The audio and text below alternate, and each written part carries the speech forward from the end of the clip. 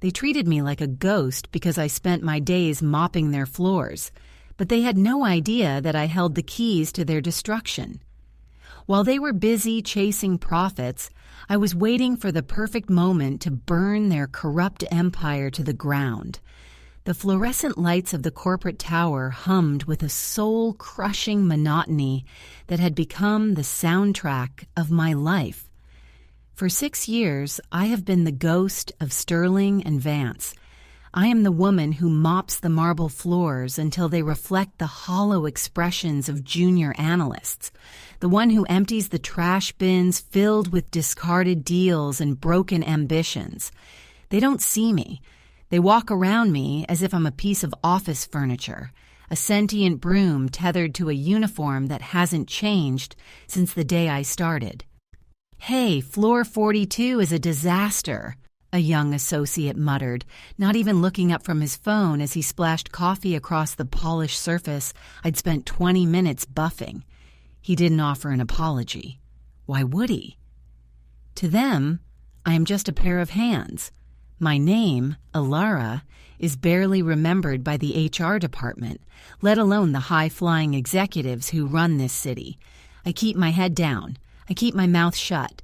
I do the work, I collect the meager paycheck, and I return to my small, quiet apartment to live a life they wouldn't believe in, even if they saw the blueprints of my past. The atmosphere in the building today was different, though. It was thick with a nervous, electric tension. The elevators were held exclusively for the arrival of the great delegation from Tokyo. Sterling and Vance was on the brink of collapse. Their latest merger was failing, and the shareholders were in a panic. The CEO, a man named Marcus Thorne, was practically sweating through his $3,000 suit, barking orders at his assistants to ensure every single detail was perfect. The Japanese conglomerate, led by the legendary Mr. Kenji Sato, held the keys to the kingdom. If they walked away, the company wouldn't just go bankrupt, it would evaporate. I was pushing my cleaning cart toward the VIP boardroom when the double doors swung open. Thorne was there, bowing obsequiously, his voice pitching up in that pathetic high-register tone he used when he was terrified. Behind him, the board members stood like statues, waiting for the verdict. Mr. Sato walked in, flanked by his stern-faced security team. He looked like a man who carried the weight of an empire, his eyes sharp enough to cut through the facade of any boardroom charade. He stopped in the middle of the hallway right where I was standing. Thorne looked at me, his eyes flaring with pure, unadulterated rage. "Get out of here," he hissed, his face turning a blotchy shade of red. "We are in the middle of a critical meeting. Who let you on this floor? You're ruining the optics." I didn't argue. I didn't stammer. I simply adjusted my grip on the handle of my cart and began to turn. I had heard it all before. The arrogance, the condescension, the complete disregard for anyone beneath their tax bracket. But as I turned, I felt a shadow move beside me. I expected a shove, or perhaps a sharp reprimand from one of the security guards. Instead, the air in the hallway went deathly silent. Mr. Sato had stopped walking. The entire delegation, 20 men in identical charcoal suits, froze. I felt the gaze of every single person in that hallway burning into my back. I kept my eyes on the floor, waiting for the command to leave. But then, a sound echoed through the sterile office space that shattered the hierarchy of the building. It was the sound of fabric rustling against wood. I looked up despite myself, and my breath hitched.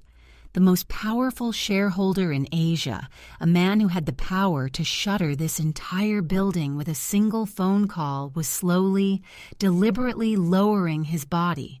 He wasn't just nodding, he was bowing. Not to Thorne, not to the board.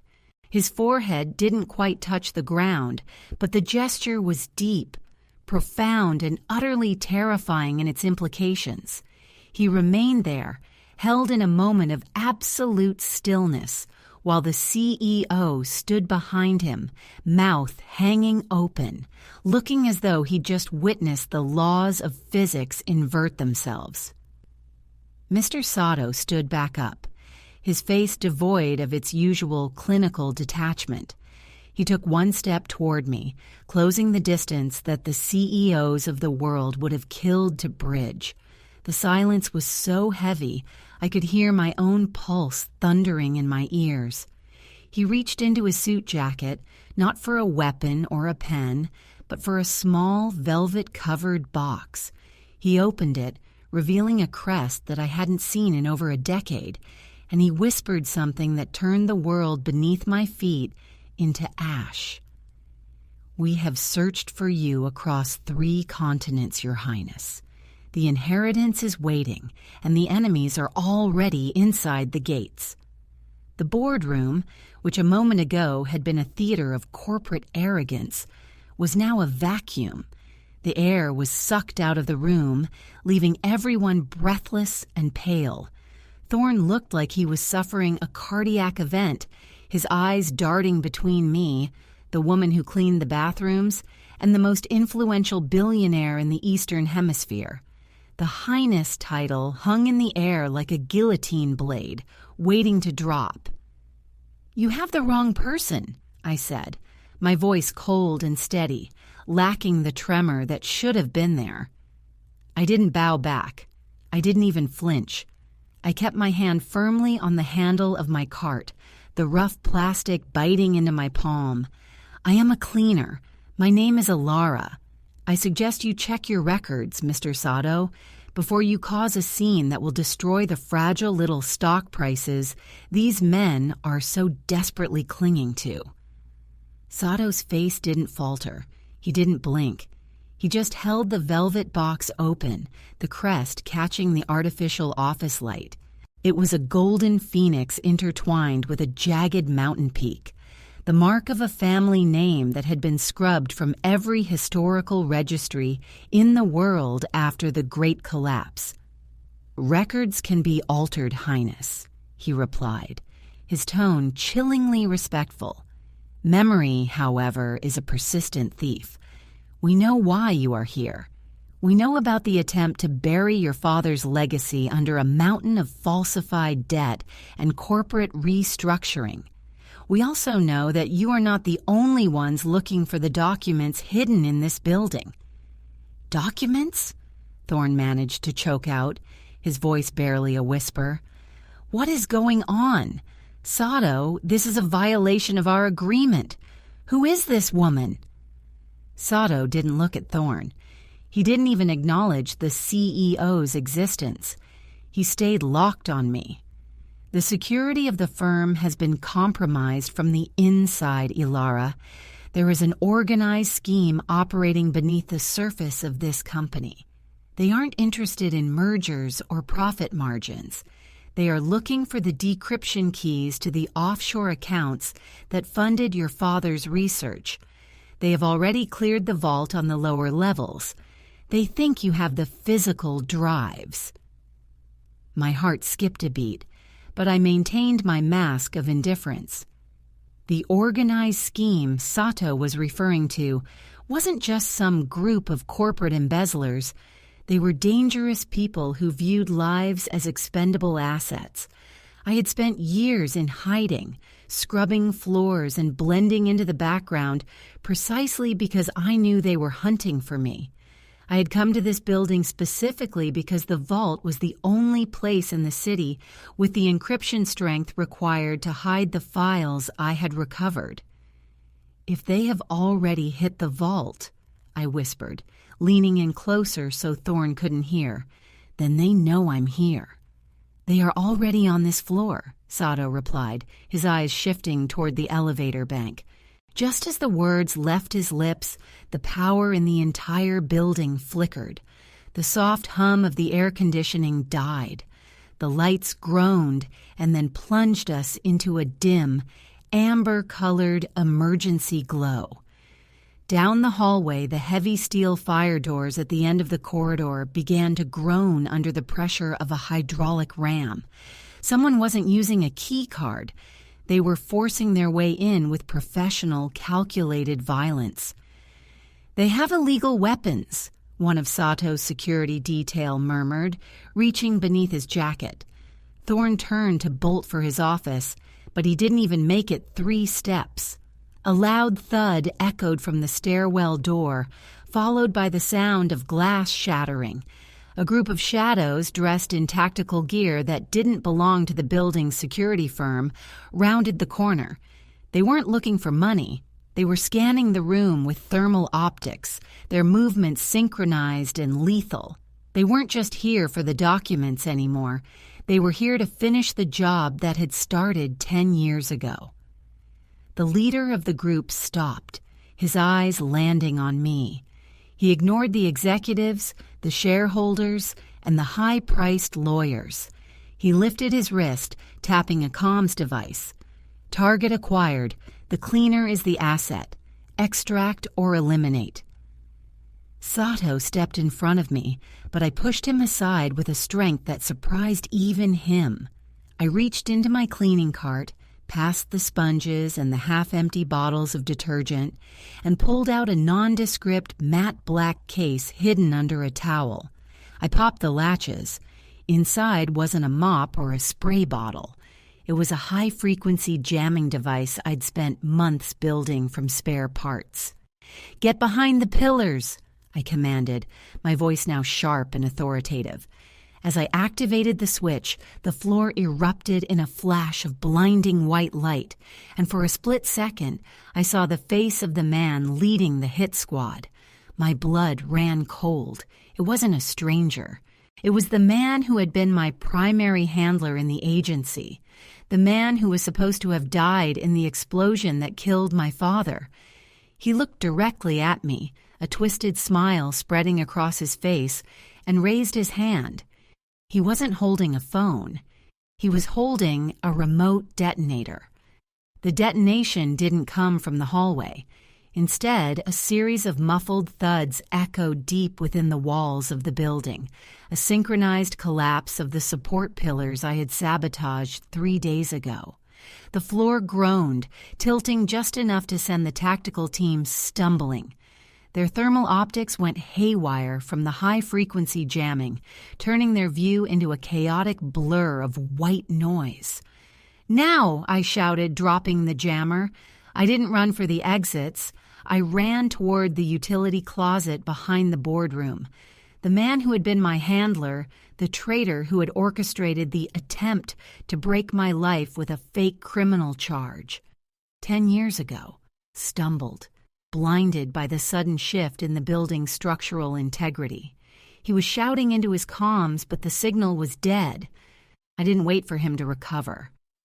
I slammed my palm against the biometric pad inside the closet, a device I had secretly installed while everyone was busy ignoring the cleaner.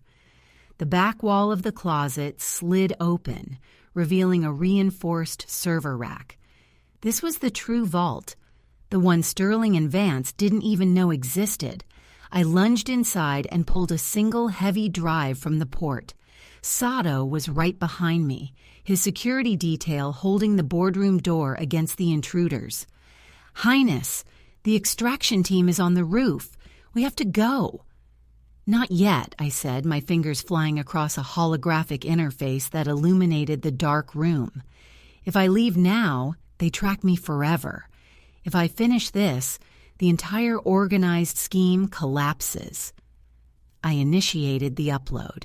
It wasn't just the documents, it was the entire ledger of the group's illegal activity, their shell companies, and the names of the high-level officials who were on their payroll.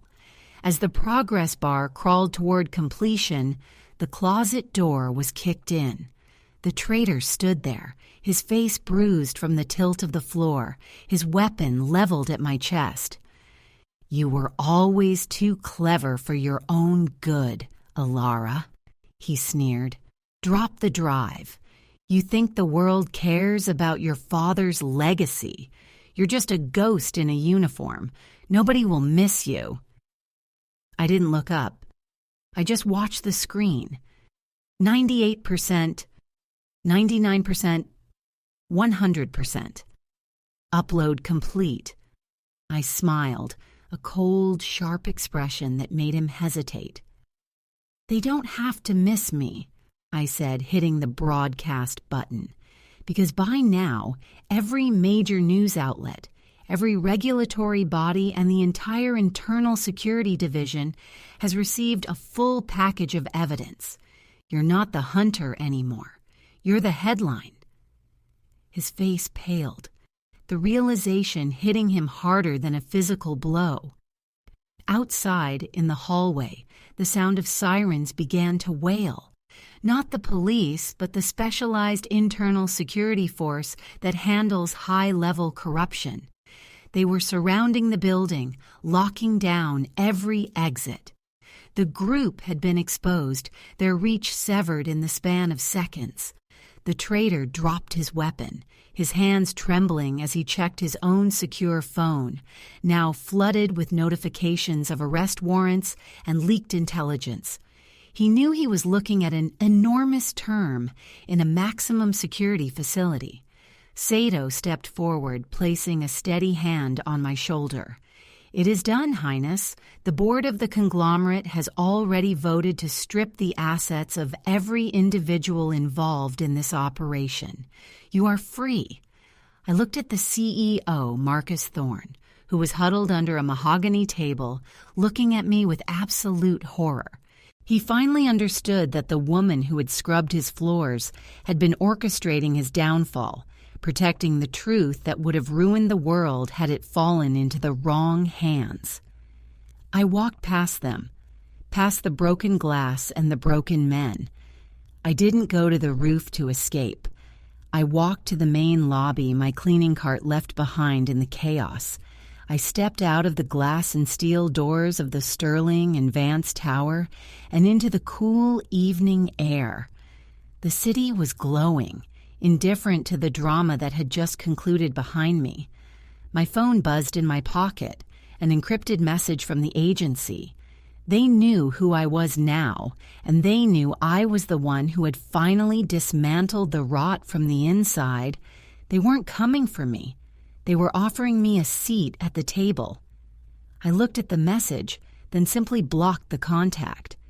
I didn't want the power, and I didn't want the legacy. I wanted the silence. I tucked the phone away and started walking down the street. No longer a ghost, no longer a cleaner, just a woman finally breathing air that wasn't filtered through a corporate vent. The story was over, and for the first time in 10 years, the next chapter was entirely mine.